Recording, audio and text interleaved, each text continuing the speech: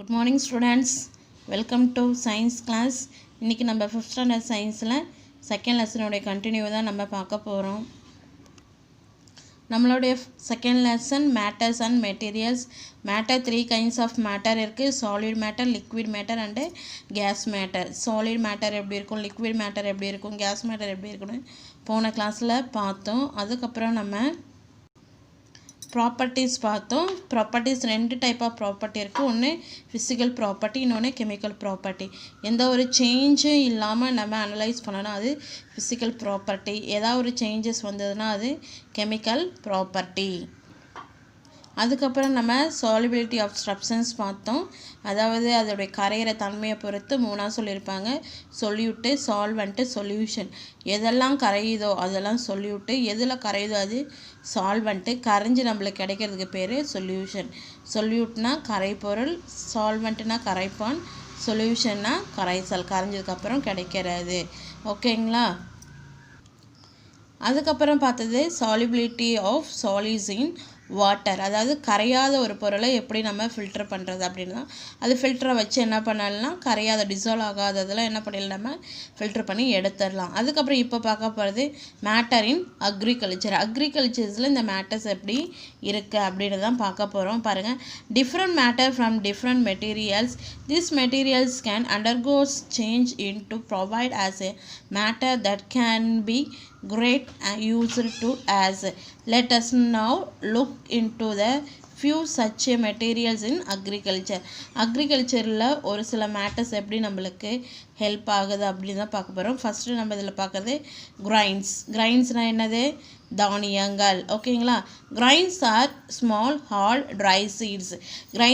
கிரைன்ஸுன்றது எப்படி இருக்குன்னா சின்னதாக இருக்கும், ரொம்ப ஹார்டாக இருக்கிற ஒரு சீட்ஸ் தான் வந்து கிரைன்ஸுன்னு சொல்கிறோம். ஸோ எது இதெல்லாம் கிரைன்ஸ் அப்படின்னா wheat, millet, maize and rice are grains.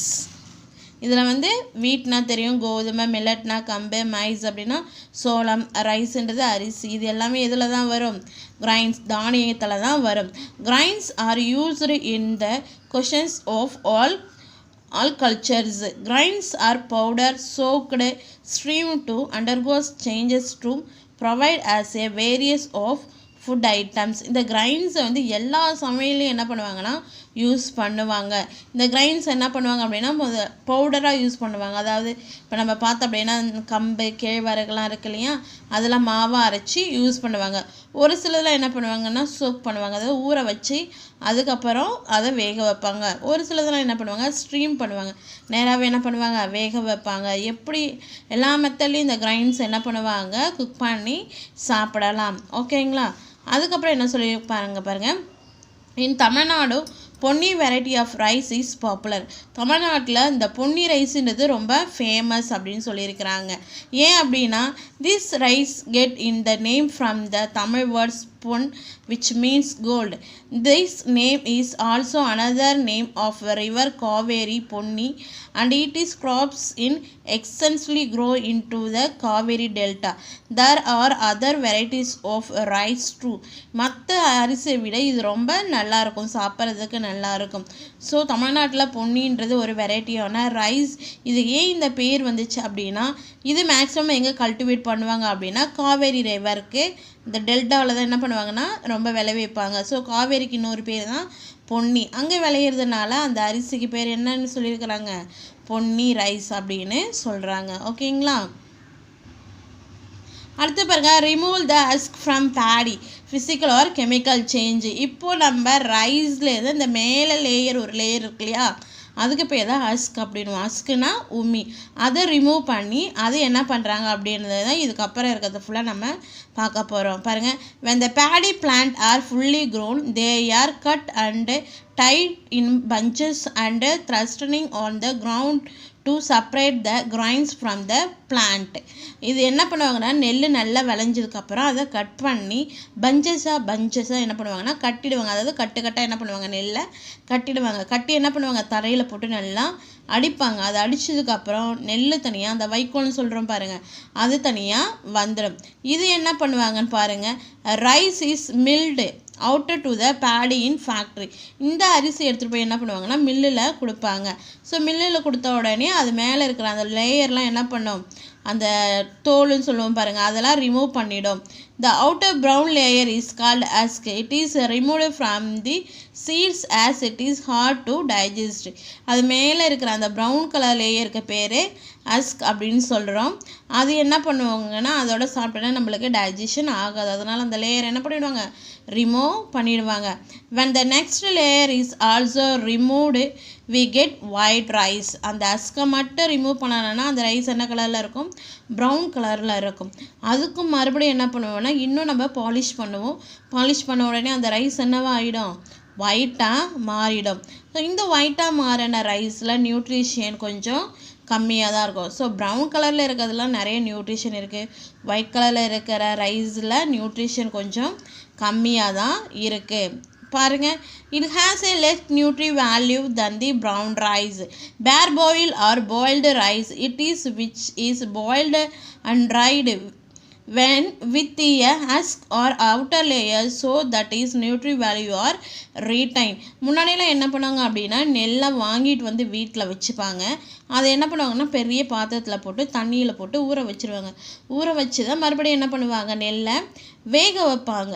வேக வச்சு அதை காய வச்சு அதை தான் என்ன பண்ணுவாங்க ரைஸ் மில்லுக்கு எடுத்துகிட்டு போய் அந்த மேலே இருக்கிற அந்த ஹஸ்கெல்லாம் என்ன பண்ணுவாங்கன்னா ரிமூவ் பண்ணிவிட்டு வீட்டுக்கு எடுத்துகிட்டு வந்து குக் பண்ணி சாப்பிடுவாங்க.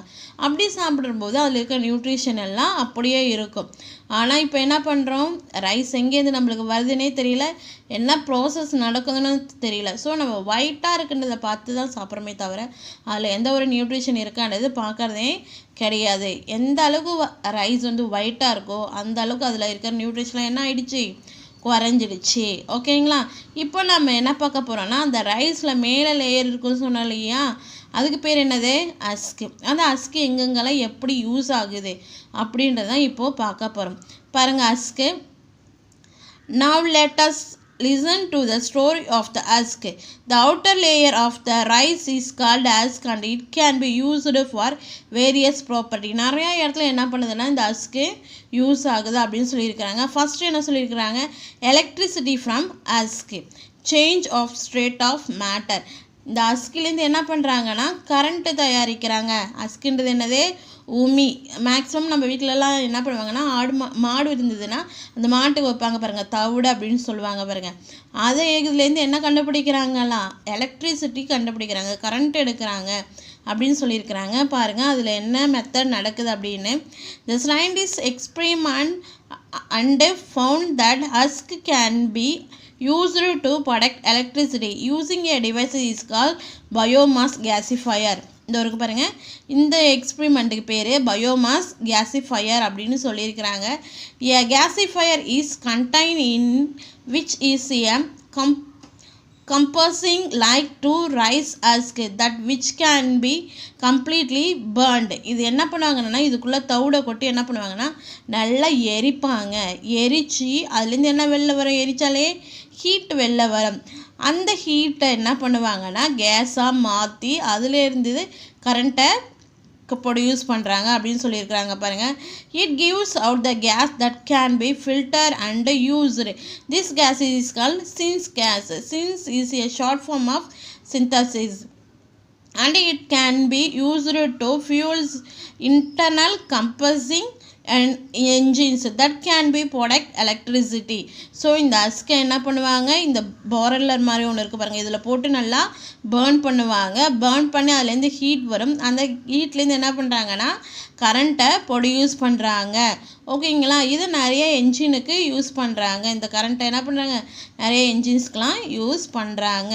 ஸோ ஃபஸ்ட்டு என்ன சொல்லியிருக்கிறோம், ஹஸ்கிலேருந்தே எலக்ட்ரிசிட்டி கண்டுபிடிச்சிருக்காங்க. அந்த கேஸ் ஒரு கேஸ் வெளில வரும், அந்த கேஸுக்கு பேர் என்னது, சிந்தசிஸ் கேஸ் அப்படின்னு சொல்லியிருக்கோம். ஓகேங்களா. இது எலக்ட்ரிசிட்டியை ப்ரொடியூஸ் பண்ணுது. அடுத்து பாருங்கள், பிரிக்ஸ் ஃப்ரம் ஹஸ்க். முன்னாடி என்ன சொன்னோம், ஹஸ்கிலேருந்து எலக்ட்ரிசிட்டி ப்ரொடியூஸ் பண்ணுறாங்கன்னு சொல்லிட்டோம். அதுக்கப்புறம் பிரிக்ஸ்னால் என்னது, செங்கல். சிமெண்ட்டு கல் சொல்கிறோம் பாருங்கள், அந்த கல்லை தயாரிக்கிறதுக்கு எது யூஸ் ஆகுதுன்னா ஹஸ்கு கிடையாது, ஹஸ்கோடைய ஆஷ், அந்த அஸ்கை எரிச்சா வரும் இல்லையா, அந்த சாம்பல் சொல்கிறோம் பாருங்கள். ஸோ அந்த ஆஷை வச்சு என்ன பண்ணுறாங்கன்னா பிரிக்ஸ் தயாரிக்கிறாங்க பாருங்கள். This rice husk ash are HA that is remains after the burning of husk is considered as waste. This can be put to use by mixing when cement to produce products bricks. These bricks can replace the clay bricks which are made by burning precious wood. Bricks made from the rich rice husk are light in weight and do not get heated fast. So இது மாதிரி கிடைக்கிற அந்த BRICS எப்படி இருக்குன்னா wait கொஞ்சம் கம்மியாக தான் இருக்கும். நம்ம வீட்டிலலாம் பார்த்தோன்னா தெரியும், அந்த சிமெண்ட் கல் வரும் பாருங்கள், செவுறு வைக்கிறதுக்கெலாம் யூஸ் பண்ணுவாங்க பாருங்கள். அந்த கல்லில் என்ன பண்ணுவாங்க அப்படின்னா இந்த அஸ்கோடைய ஆஷை யூஸ் பண்ணி சிமெண்ட்டை யூஸ் பண்ணி பிரிக்ஸ் என்ன பண்ணுவாங்கன்னா தயாரிப்பாங்க. அது ரொம்ப என்ன பண்ண மாட்டாங்க, ஹீட் பண்ண மாட்டாங்க. ஸோ இதோட வெயிட் எப்படி தான் இருக்குமா, கம்மியாக தான் இருக்கும். ஃபஸ்ட்டு என்ன சொல்லியிருக்கிறாங்க, அஸ்கிலேருந்தே எலக்ட்ரிசிட்டி ப்ரொடியூஸ் பண்ணலாம்னு சொல்லியிருக்கிறாங்க. அதுக்கப்புறம் அஸ்கோடைய ஆஷ்லேருந்து என்ன தயாரிக்கிறாங்க, பிரிக்ஸே தயாரிக்கிறாங்க. ஓகேங்களா? ஓகே சில்ட்ரன்ஸ், இன்னையோட நம்ம இந்த கிளாஸை முடிச்சுப்போம். மீதியை இன்னொரு கிளாஸில் கண்டினியூ பண்ணுவோம்.